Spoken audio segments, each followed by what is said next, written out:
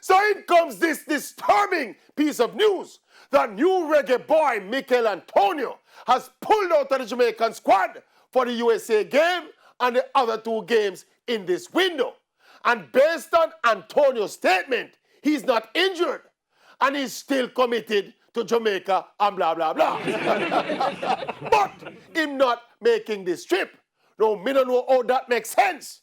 If you're committed and you're not injured, you make the trip. But again though, this is the risk we run when we depend so much on importing players from England. It was always a dangerous strategy, especially when we're doing it this late in the process. And this is not just about Michail and his personal commitment to Jamaica. A big part of the problem is the reluctance of these English clubs to release these players for international duty.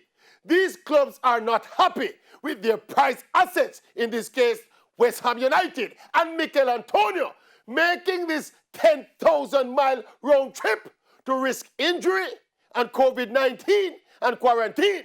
So when we hang our hopes on these England-based players, we are at the mercy of these English clubs and the whims of these English players.